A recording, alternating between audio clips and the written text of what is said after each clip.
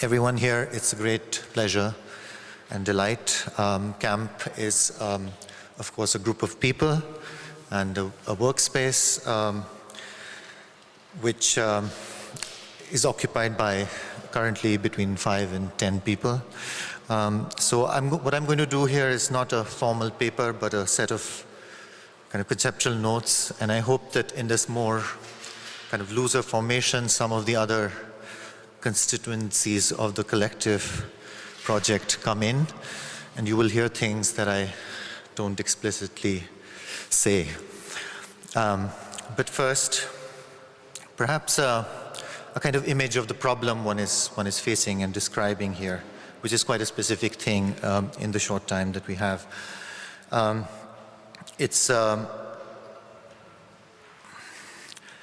short clip from a large documentation project of urban infrastructures and the way that people use them that's ongoing, that camp started in 2007. This one deals with water.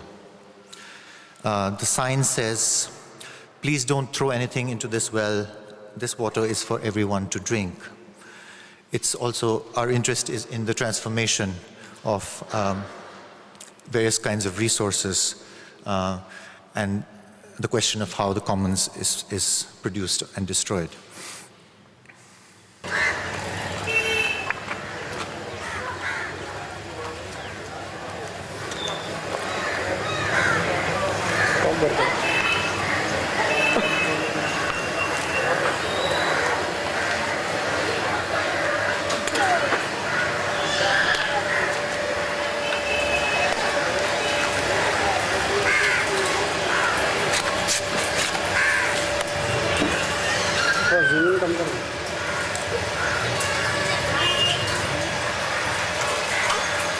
So when through the rapid and kind of violent urbanization of the 80s and 90s, the various state agencies and private players failed to provide water in this northern Bombay neighborhood, people self-organized to produce their own infrastructure, right? Now, obviously, this creates a problem because it is a form of the extraction of the commons, which takes the kind of visible shape of the network, of a network, a set of pipes going from the well to individual homes, and a set of electrical cables which go the other way, which power a whole constellation of pumps, about 100 of them that surround this well and make a buzzing sound. It's a really strange experience. So our usual ways of kind of perceiving or moderating uses and sociality of water from the well is somehow sucked away. No one comes to the well anymore. There is a new and somehow unmoderatable sense of time created, which is a time of the pump sucking. Labor, for example, shifts to laying the networks and not carrying water home. And the person or the families with the biggest motors have the power and the kind of social power to keep this going, can have at the ends of these networks, you know, buffaloes, large parties, and even the reselling of this water, which is something that happens. So many of the social relations, the caste and class conflicts, the stories that we hear about wells, kind of are transported and reappear elsewhere in other forms. And this situation is now layered with another reality, that of the pipes. So the kind of aesthetic and cultural experiences of this are very much of a kind of unmooring. And it requires us to deal with this as artists and practitioners to, in effect, kind of enter the pipes and the systems to develop a new set of intuitions or senses, since well qualities and well life and well-being are no longer given. They are exploded into this network form. And the mode of kind of entering the system that we are interested in proposing is not as a kind of user in which some of this tends to disappear, but as a kind of explorer and a form of a builder, an experimental constructionist. So this is the challenge, and the proposal here is how not to use the model of the network as a kind of building block, as the primary metaphor of what to build. That's a kind of methodological problem, and a problem for art, I'm suggesting. So to head towards a form of practice, a space of practice within this, the so-called now, or just to know, oh, sorry, I missed one sentence, which is that we should not use the network as a way to explain away what individuals and procedures and concrete processes are doing within it, right? Those spaces for acting, for aesthetic transformation have to be found and kind of cracked open. So within these spaces of flows, there are many, many concrete places and not so concrete places where the action can be seen to happen, where there is possibility. These are strange new places which we may not be able to enter at all, which we may not even immediately recognize. And in some sense, and in an important sense, they are interior to these systems, which are kind of in systems theory operationally closed, that refuse to recognize anything outside them, and we cannot easily understand. So this is a kind of challenge for practice, how to show up there. And in a sense, we are talking about, in this case, a kind of art of the back end, an art of something that may not be directly manifest itself, but over time and through a kind of procedurality, converts the sense of the system from something that is a kind of normative condition into something where the idea is that laws and the acts of construction can still move in opposite directions. Yeah? So I'm going to explain this hopefully through a few examples. But as a final kind of statement at the end of that, art is a rift between, for us, between the earth or the kind of material ground or the natural laws of the networks and our attempts to set up new worlds. It occupies both registers at the same time and points to the tension between them. This is a small early project, a small clip. I'm wary of showing small clips from long things, but oops.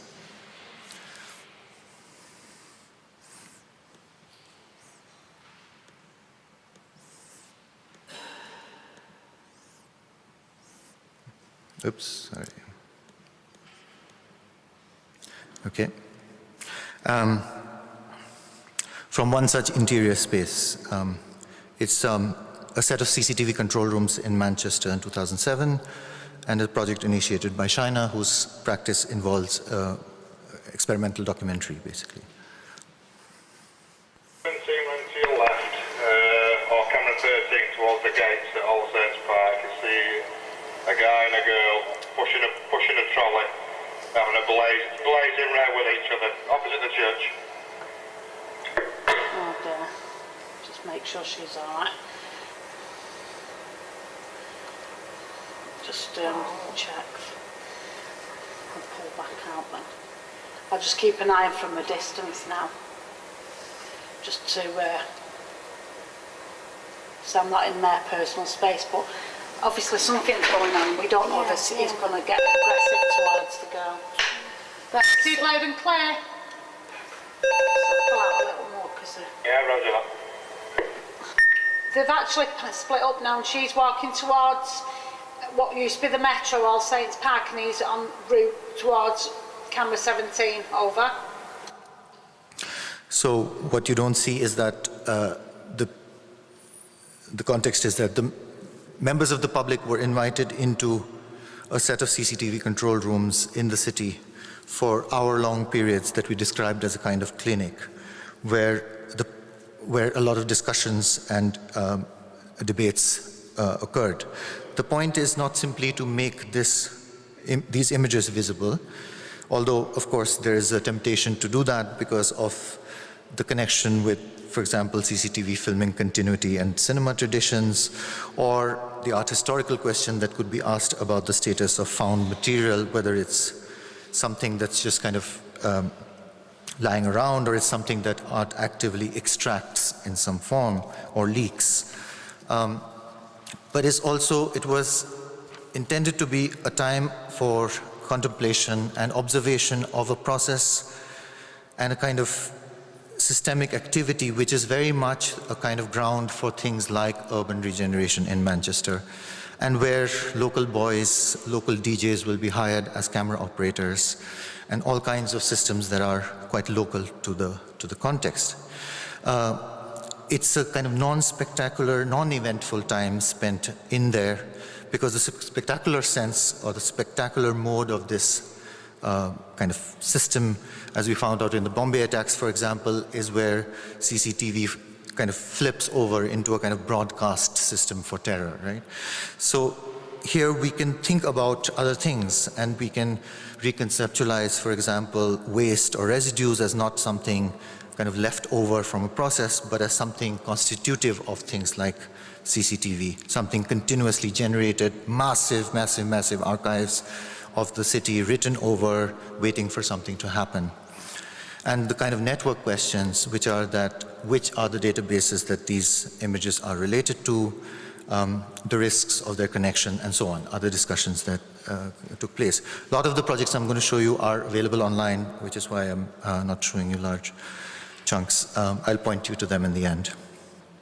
I think the point also is that they're not kind of site-specific projects in the sense of art history, or, for example, as the art historian Mi-Won Kwon would describe and critique in her book, where she describes artists as going from one place to another, or it's called, the title is One Place After Another. It's closer to an idea of system specificity, or something that, where by entering it in one location, you become a kind of informant in terms of the others, similar ones that obviously percolate in Bombay, in places, in other places that China has worked with, for example. This is another kind of interior space. This is camp entering the customs archive in Sharjah port. Access to which in 2009 as part of the biennial opened up for us an extremely dense description of regional sea trade, for example, to East Africa and Iran, on boats that we found out were mostly manned by Gujarati sailors and Iranians. Fundamentally, what attracted us to it, to this kind of interior space, was that it carried evidence that the dominance of the piracy narrative around Somali waters was a kind of projection, and this undermined, confounded, complicated the story of piracy, because there were these hundreds of small boats going directly to Somalia, passing through pirates on a literally daily basis. So it was a perpendicular kind of question, and a perpendicular move that was kind of really kind of busy and much more kind of productive than piracy in some ways. And a set of movements which, from the Indian government's point of view, the Indian state's point of view, for example, were often dismissed as smuggling and so on, but nevertheless here in this room, if you like, found a place to stand on, where the contradictions of the kind of duty-free, free trade state that Dubai is based, or the UAE in general is a kind of founding myth of the state, allowed for a form of a legality to take place. And as a kind of result of this legal accounting system, we, over time, it was a project that was initiated then, but over the last 3 years, we've kind of digitized, transcribed, translated from Arabic, something like 500,000 records of things going from passing through the UAE that we can now read, analyze. The first kind of project was a book produced from some of these manifests, and here is kind of one example of Safina Gauze Sailani, an Indian boat going to Basaso Puntland from Sharjah, carrying engine oil, car windows, ceramics, chairs, clothes, lots of macaroni, Italian colonial connection, office chairs, radiators, shoes, refrigerators, and so on. You get the idea. It's a kind of vast sense of a market, the claim we are making is that it's a form of non-WTO free trade. Yeah? Now, the trade has great effects, network effects in Iran, Oman, and on the Gujarati Indian coast, in Pakistan, Karachi, and of course in Somalia, which is not a single state, but a group of 4 semi-states.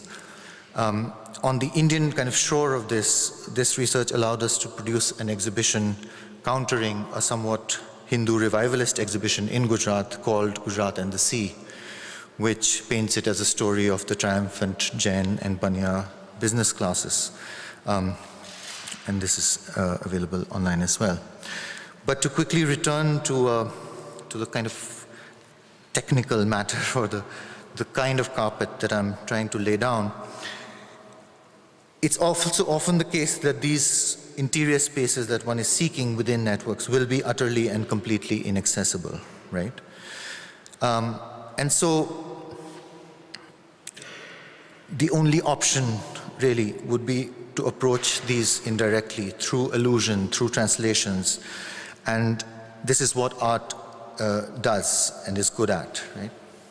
This speculation, to use a word that is around these days, about what the interior of a sewer system or a blood vessel or a trading system looks like, which we cannot get to, but we can't just ignore either, right?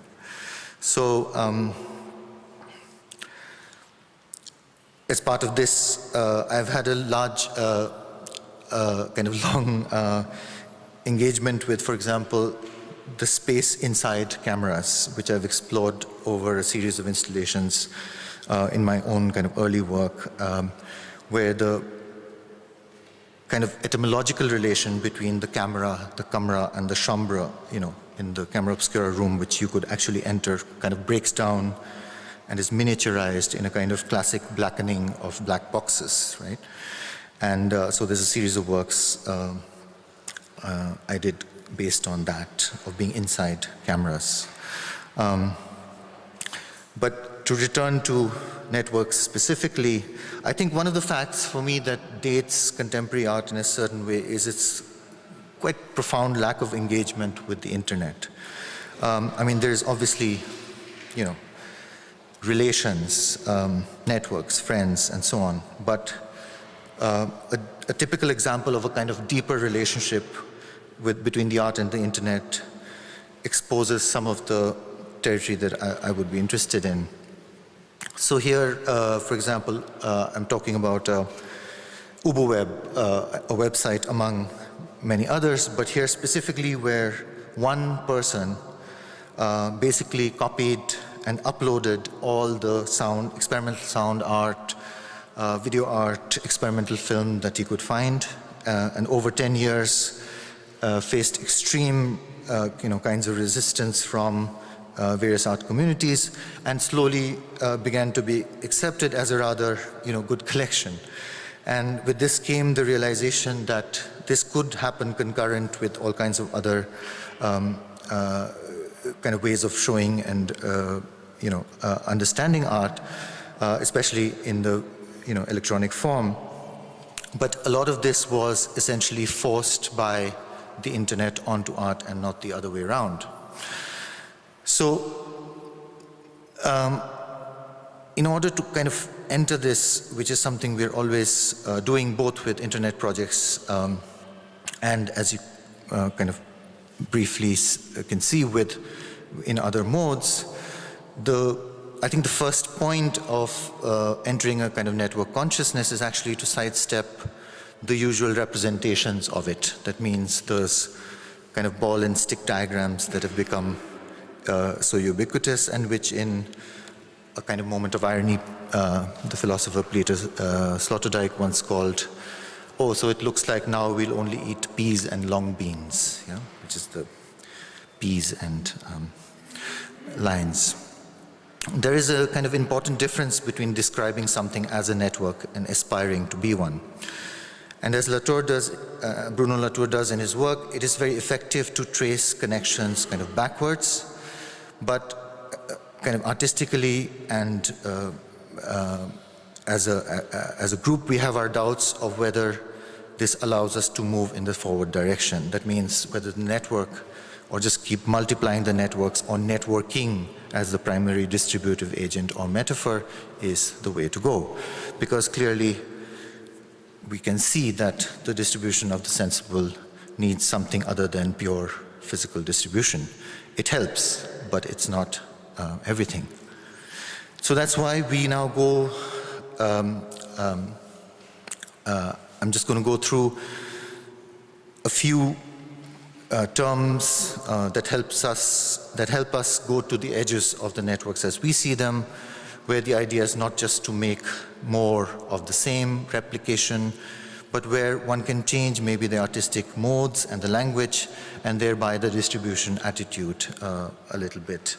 And here, because I can't show you entire works, with the help of some words in English and maybe some pictures. Excuse me.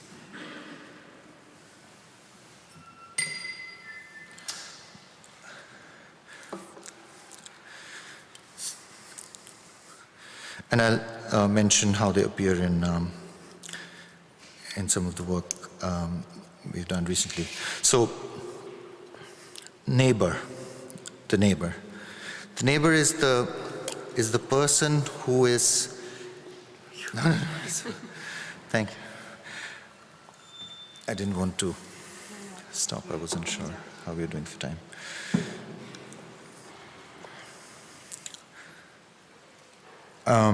The neighbor is in the world with you, except not in the world, in the kind of world that is defined through an explicit connection. So the neighbor then is the one who is not in your network, right, or in your networks, but is still somehow in your world, where the distancing of nodes in a network condition is no longer possible. And the network has all these kind of wormholes in it, which can cause it to collapse. This is some images from a poster series I did recently called Postscripts on the Order of Networks at Qubit in London.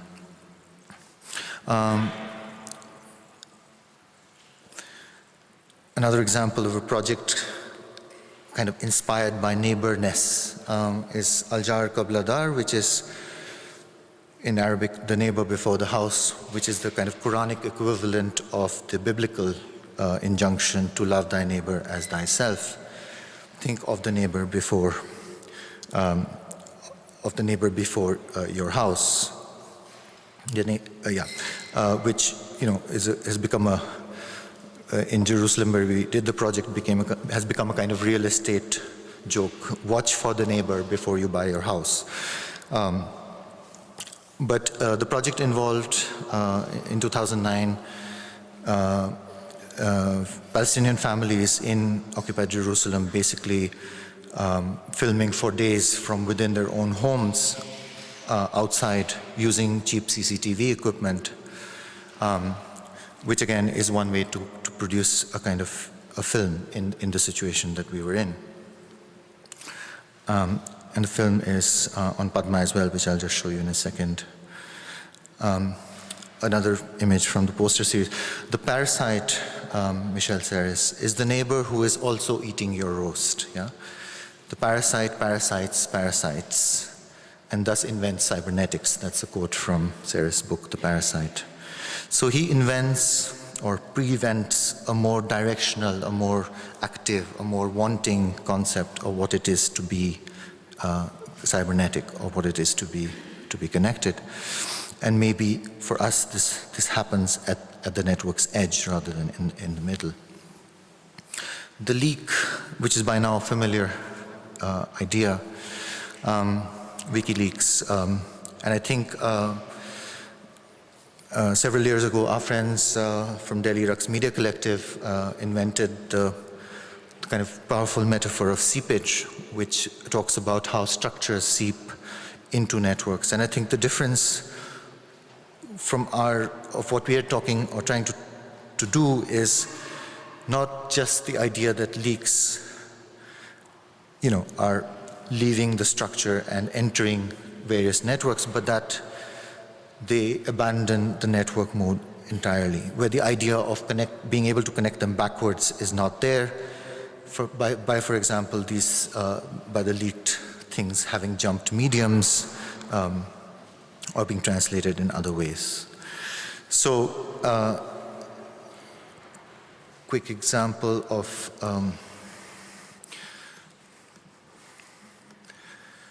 a treatment of electronic leakage. This is Padma. It's also online. It's one of several websites we run. Padma is specifically imagined as a repository, kind of aggregation originally for documentary film material that was produced through the kind of digital era in India mostly, which did or did not become films, right? There's a vast difference and a conceptual difference in a way between things that became films and things that were just shot. So it's a footage archive, and it also contains some films and a lot of, it's a kind of proposal for a kind of structure that allows the footage to be reused, to be written about very deeply, and to kind of provoke a different kind of type of object than film as the default thing you're trying to produce. This is the archive that we collected of the Radia tapes, which is a famous leaked conversation between a kind of corporate lobbyist and members of Indian government, mostly in Delhi, but also in Bombay. And it's the entire tapes that were collected, and they have been turned now into, just yesterday Shaina did the third kind of reading from the Padma archives in New York, which is something we've been developing as a way of embodying the various dialogues that are in the film, in these taps. She wants independent child. She doesn't want to work under the Anidhi Mara. Definitely. Her view is that he shouldn't have been there in the first place. And the archive includes the possibility to have translations, all kinds of textual material linked very closely to things. I won't show you the film, but one of the kind of inserts in the film is in response to a judge whose statement was quoted in the newspaper with regard to the veracity of the tapes. And he said they are false because they have been spliced, or in his specific phrase, splice has been added. Yeah.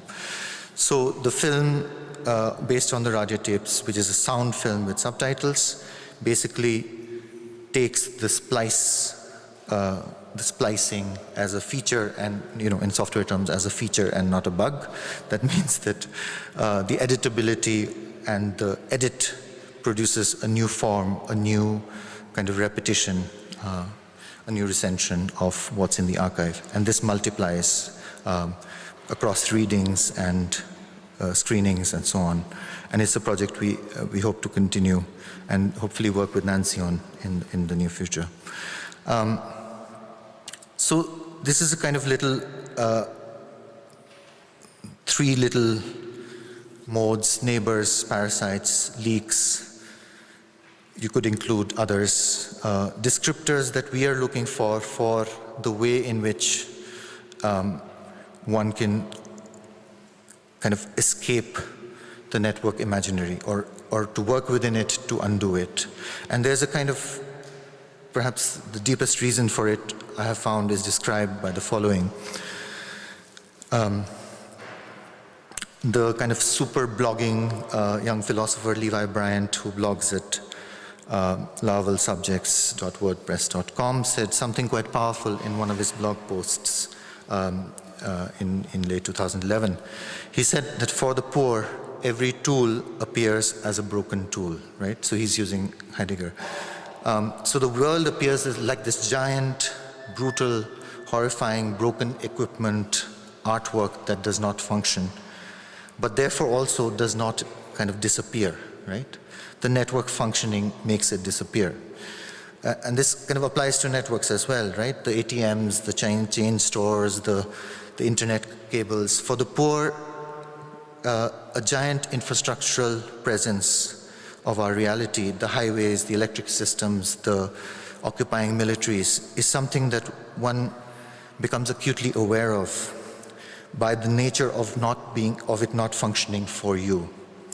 So could we think about how to turn this somewhat horrifying experience into something of an agenda for the kind of art we are trying to do, so that everything we assume now to be safely inside functioning underground networks can be brought to the surface again, and by rendering their connections, the connections between things, fragile and inconsistent, by experimenting with other forms of connecting that are not kind of network shaped, how we could work in a kind of building which works against the very kind of executant, strange and active disappearance that is produced by networks. Thank you.